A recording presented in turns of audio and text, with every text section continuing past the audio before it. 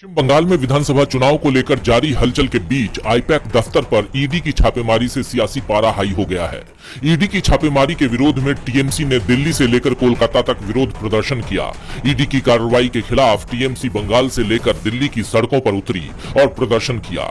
इस दौरान ममता बनर्जी आक्रामक अंदाज में दिखाई दी। सीएम ममता बनर्जी के नेतृत्व में जादवपुर में 8वीं बस स्टैंड के पास रैली निकाली गई, जहां बड़ी संख्या में टीएमसी नेता और कार्यकर्ता जमा हुए और केंद्रीय एजेंसियों के गलत इस्तेमाल के खिलाफ जमकर नारेबाजी की। इस दौरान सीएम ममता बनर्जी ने केंद्र और बीजेपी सरकार को आड़े हाथों लिया। उन्होंने आरोप लगाया कि बीजेपी ईडी के जरिए पार्टी की स्ट्रेटेजी को चोरी कर रही थी। सीएम ने आगे कहा, हम जानते हैं कि चुनाव आयोग में कौन बैठा है। वो अमित शाह के कॉर्पोरेशन डिपार्टमेंट के सेक्रेटरी थे। मुझसे पूछिए कि कोयला घोटाले का पैसा किसने इस्तेमाल किया। शुवेंदु अधिकारी ने इसका इस्तेमाल किया और अमित शाह को भेजा। मेरे पास इसके सबूत हैं। मैं आमतौर पर प्रतिक्रिया नहीं देती, लेकिन अगर कोई मुझे छेड़ता है तो मैं छोड़ती नहीं हूँ। इसके साथ ही ममता बनर्जी ने दावा किया कि उनके पास अमित शाह के खिलाफ पेन ड्राइव है। जरूरत पड़ी तो वो इन्हें जनता के सामने पेश कर सकती हैं। ममता के इस दावे ने बीजेपी में खलबली मचा दी है। दिल्ली में भी सियासत गरमाई हुई है।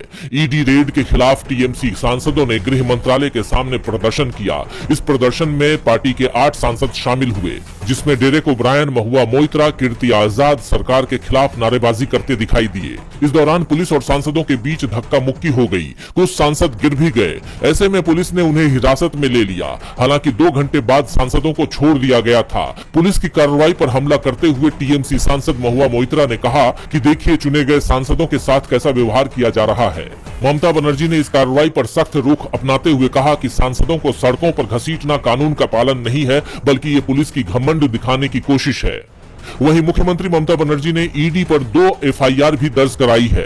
आप जानते हैं कि ईडी ने बीते दिन ममता बनर्जी के खिलाफ कलकत्ता हाईकोर्ट का रुख किया था, लेकिन कोर्ट परिसर में भारी भीड़ और हंगामे की वजह से सुनवाई टालनी पड़ी। अब इस मामले में अगली सुनवाई 14 जनवरी को होगी। याचिका में ममता बनर्जी के खिलाफ छापेमारी के दौरान हस्तक्षेप करने के आरोप में एफआईआर दर्ज करने की मांग की गई थी। आपको बता दें कि ईडी ने बीते दिन आईपैक के ऑफिस में छापेमारी की थी। इस दौरान सीएम ममता बनर्जी भी मौके पर पहुंची और इसके बाद मामले ने तूल पकड़ लिया। ऐसे में टीएमसी और बीजेपी के बीच महासंग्राम छिड़ गया है। अब ये लड़ाई कहां जाकर थमती है, ये देखना होगा। सांसद राहुल गांधी ने केंद्र और तमाम राज्यों की बीजेपी सरकारों पर अब तक का सबसे बड़ा हमला बोला है। बीजेपी को भ्रष्ट जनता पार्टी बताते हुए उन्होंने आरोप लगाया कि डबल इंजन नहीं बल्कि विनाश का इंजन है। राहुल ने लिखा, देश भर में भ्रष्ट जनता पार्टी की डबल इंजन सरकारों ने जनता की जिंदगी तबाह कर दी है। भ्रष्टाचार के साथ सत्ता का दुरुपयोग और अहंकार का जहर बीजेपी की राजनीति में ऊपर से नीचे तक फैल चुका है। राहुल गांधी ने उत्तराखंड के अंकिता भंडारी मामले और उत्तर प्रदेश के उन्नाव मामले का जिक्र करते हुए न्याय प्रक्रिया पर सवाल उठाए। उन्होंने पूछा कि उत्तराखंड में अंकिता भंडारी के मामले ने पूरे देश को झकझोर दिया, लेकिन सवाल आज भी वही है, सत्ता का संरक्षण बीजेपी के किस वीआईपी को बचा रहा है? कानून सबके लिए बराबर कब होगा? उत्तर प्रदेश के मामले में भी पूरा देश देख चुका है कि सत्ता के गुरूर में अपराधियों को कैसे बचाया गया और पीड़िता को न्याय के लिए कितनी कीमत चुकानी पड़ी।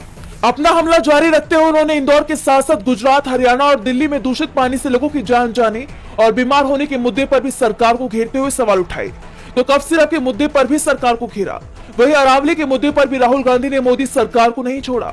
राहुल ने आरोप लगाया कि राजस्थान के अरावली पहाड़ियों से लेकर देश के अन्य जंगलों तक नियमों को ताक पर रखकर अरबपतियों के स्वार्थ साधे जा रही है। उन्होंने कहा, विकास के नाम पर पहाड़ काटे जा रही हैं और जनता को बदले में सिर्फ धूल, प्रदूषण और आपदाएं मिल रही हैं। अपने पोस्ट के आखिर में राहुल गांधी ने पुलों के गिरने, सड़कों के धंसने और रेल हादसों पर सरकार की प्रतिक्रिया को महज फोटो ऑप करार दिया। उन्होंने लिखा, पुल गिरते हैं, सड़क धंसती है, ट्रेन हादसों में परिवार मिट जाते हैं और बीजेपी सरकार हर बार वही करती है, फोटो ऑप, ट्वीट और मुआवजे की औपचारिकता। मोदी जी का डबल इंजन चल रहा है, लेकिन सिर्फ अरबपतियों के लिए। यानी राहुल गांधी के इस हमले ने साफ कर दिया है कि 2026 में भी वो बीजेपी को किसी मोर्चे पर छोड़ने वाले नहीं हैं। राहुल के इन चौतरफा हमलों का बीजेपी की तरफ से कोई जवाब आता है या नहीं? मोदी सरकार की विदेश नीति सवालों से घिर गई है। अमेरिका से लेकर चीन तक सरकार के फैसलों पर कांग्रेस ने मोदी सरकार पर बड़ा हमला बोला है। पार्टी ने एक मीडिया रिपोर्ट का हवाला देते हुए दावा किया है कि सरकार उन चीनी कंपनियों से 5 साल पुराना बैन हटाने की तैयारी में है, जिन्हें गलवान घाटी की हिंसक झड़प के बाद बैन किया गया था। कांग्रेस का आरोप है कि अब ये चीनी कंपनियां भारतीय सरकारी ठेकों के लिए फिर से बोली लगा सकेंगी, जिसे कांग्रेस ने हिंदुस्तानियों की शहादत का सौदा करार दिया है। पार्टी ने एक्स पर लिखा कि आपको याद होगा 5 साल पहले गलवान घाटी में चीन से झड़प में हमारे 20 जवानों ने शहादत दी थी। उस वक्त पीएम मोदी ने कोई घुसा नहीं है कहकर चीन को क्लीन चिट दे दी थी। जब इस बात का भारी विरोध हुआ तो मन मारकर चीन की कंपनियों को सरकारी कॉन्ट्रैक्ट लेने पर बैन लगाया गया। और अब जब जनता शांत है, सरकार को लग रहा है सब भूल चुके हैं, तो चुपके चुपके चीन की कंपनियों को सरकारी कॉन्ट्रैक्ट देने का प्लान तैयार किया जा रहा है। अब इस बैन को हटाया जाएगा।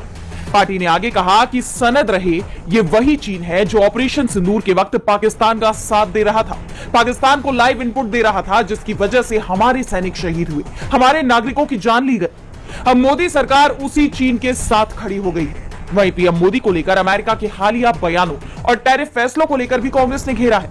पार्टी अध्यक्ष मल्लिकार्जुन खड़गे ने एक्स पर लिखा कि हमारे लिए विदेश नीति मतलब राष्ट्र हित सर्वोपरि होना जरूरी है, पर मोदी सरकार ने हमारी नॉन अलाइंड और स्ट्रैटेजिक ऑटोनॉमी की विदेश नीति को गहरी चोट पहुंचाई है। मोदी सरकार की विदेश नीति एक वाइल्ड पेंडुलम की तरह कभी इधर कभी उधर झूलती है और इसका नुकसान भारत की जनता को हो रहा है। पार्टी ने मांग की है कि संसद के बजट सत्र में सरकार अपनी सफाई पेश करे। अब इस पर मोदी सरकार क्या प्रतिक्रिया देती है, ये देखना। राउस एवेन्यू कोर्ट से लालू परिवार को बड़ा झटका लगा है। कोर्ट ने लैंड फॉर जॉब मामले में लालू यादव, राबड़ी देवी, तेजस्वी यादव, तेज प्रताप यादव और मीसा भारती समेत 46 आरोपियों के खिलाफ आरोप तय कर दिए हैं। स्पेशल जज विशाल गोगने ने अपने आदेश में कहा कि साक्ष्यों से संकेत मिलता है कि लालू यादव और उनके परिवार ने एक क्रिमिनल सिंडिकेट की तरह काम किया। उन्होंने अपने रेल मंत्री के कार्यकाल के दौरान रेल मंत्रालय को अपनी निजी जागीर की तरह इस्तेमाल किया। जैसा आप जानते हैं कि यह मामला उस समय का है जब लालू प्रसाद यादव 2004 से 2009 तक रेल मंत्री थे। सीबीआई का आरोप है कि रेलवे के ग्रुप डी पदों पर नियुक्ति के लिए कोई विज्ञापन नहीं निकाला गया, न ही कोई सार्वजनिक नोटिस जारी हुआ, बल्कि इसके बजाय जिन लोगों को नौकरी चाहिए थी उन्हें अपनी कीमती जमीन यादव परिवार या उनके करीबियों के नाम कौड़ियों के भाव करनी पड़ी या गिफ्ट देनी पड़ी। जांच में पाया गया कि कुछ आवेदनों को महज 3 दिन के भीतर ही हरी झंडी दे दी गई। बिना पूरा पता या सही दस्तावेजों के ही मुंबई, जबलपुर और कोलकाता जैसे शहरों में नियुक्तियां बांट दी गईं। जहां एक तरफ लालू परिवार को अब नियमित ट्रायल का सामना करना होगा, वहीं अदालत ने साक्ष्यों के अभाव में 52 लोगों को बरी कर दिया है। लेकिन लालू परिवार के लिए अब एक और लंबी कानूनी लड़ाई शुरू हो गई है। दूसरी तरफ राजनीतिक गलियारों में इस फैसले ने हलचल बढ़ा दी है। आरजेडी तो हमेशा से कहती रही है कि ये मामला राजनीतिक प्रतिशोध का है, जिसका इस्तेमाल बिहार चुनाव के वक्त भी नतीजों पर असर डालने के मकसद से किया गया। अब मुकदमा शुरू होने के बाद इस मामले में आगे क्या होता है, ये महाराष्ट्र की महायुति सरकार में सब कुछ ठीक नहीं है। ऐसी खबरें लगातार सामने आ रही है। गुटों में आपस में ही मतभेद देखने को मिल रहा है। इस बीच अब दल बदलने को लेकर राज्य के उप मुख्यमंत्री अजित पवार ने बड़ा बयान दे दिया है, जिससे माहौल और गर्मा गया है। उन्होंने कहा कि कुछ नेताओं को लालच देकर अपने पाले में लाया जा रहा है, जबकि अन्य पर उनके खिलाफ लंबी जांचों का डर दिखाकर और ये आश्वासन देकर दबाव डाला जा रहा है कि उनके दल बदलने के बाद जांच एजेंसियों से निपट लिया जाएगा। राजनीति में खुलेआम धन और बाहुबल का इस्तेमाल किया जा रहा है। जिनके पास पैसा और बाहुबल है वो इसका इस्तेमाल कर रहे हैं। जो लोग जातिगत मुद्दों को उठाकर वोट हासिल करने की सोच रहे हैं वो यही रणनीति अपना रहे हैं। अजित पवार यही नहीं रुके, उन्होंने बड़ा खुलासा करते हुए आगे कहा, सर्वेक्षणों का इस्तेमाल ये पता लगाने के लिए किया जा रहा है कि किसी विशेष क्षेत्र में सबसे लोकप्रिय उम्मीदवार कौन है। अगर वो व्यक्ति विपक्षी पार्टी से संबंधित है तो उसे अपने पाले में लाने के प्रयास किए जाते हैं। अजित पवार का ये बयान बीजेपी पर हमला माना जा रहा है, क्योंकि ऐसा कहा जाता है कि बीजेपी अक्सर नेताओं का दल बदल करती है। आपको याद होगा साल 2025 में बीजेपी की ओर से शिवसेना के कुछ पार्षदों को अपनी पार्टी में शामिल किया गया था, जिससे शिवसेना में नाराजगी थी और विरोध में सीएम फडणवीस की कैबिनेट मीटिंग में शिवसेना के मंत्री नहीं गए थे।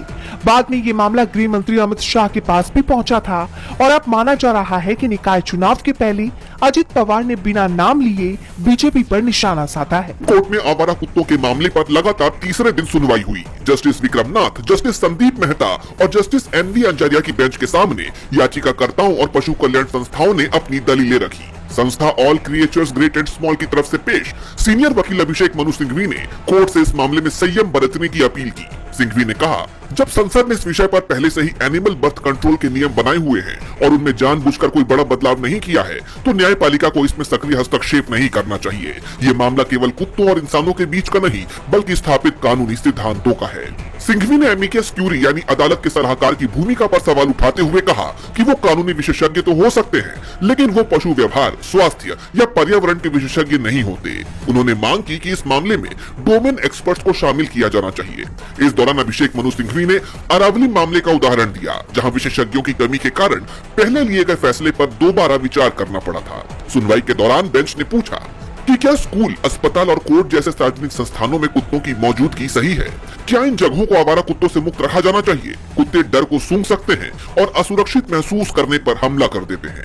इसके जवाब में सिंघवी ने तर्क दिया कि कुत्तों को उनके इलाके से हटाना समस्या का समाधान नहीं है, बल्कि इससे और ज्यादा आक्रामकता बढ़ सकती है।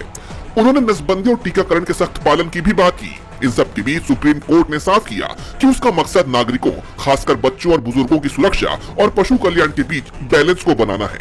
अदालत अब इस मामले पर 13 जनवरी को फिर से सुनवाई करेगी।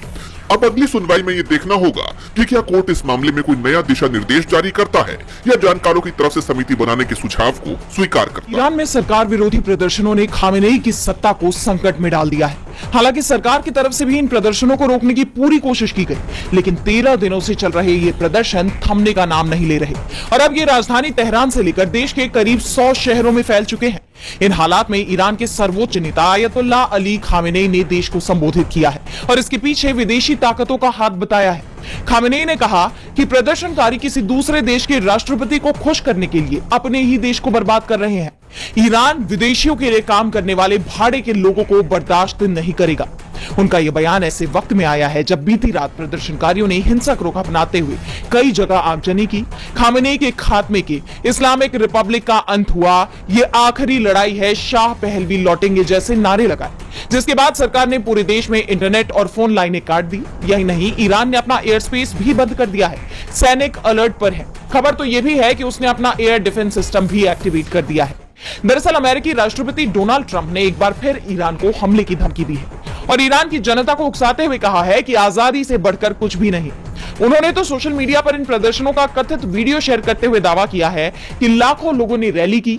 ईरान का दूसरा सबसे बड़ा शहर प्रदर्शनकारियों के कंट्रोल में है। सरकारी सेनाएं शहर छोड़कर चली गई। हालांकि इसकी अब तक पुष्टि नहीं की गई है, लेकिन खामेनेई ने जरूर ट्रंप को जवाब दिया है और कहा है कि ईरान किसी भी दबाव में पीछे नहीं हटेगा। ट्रंप अपने देश की चिंता करे। इस प्रदर्शन में अब तक 45 लोगों की जान जाने की खबर है। ऐसे में अब सवाल ये उठ रहे हैं कि ईरान में ये प्रदर्शन कब थमेंगे? क्या खामेनेई का तख्ता पलट होकर रहेगा या जल्दी ही दुनिया अमेरिका और ईरान के बीच युद्ध की गवाह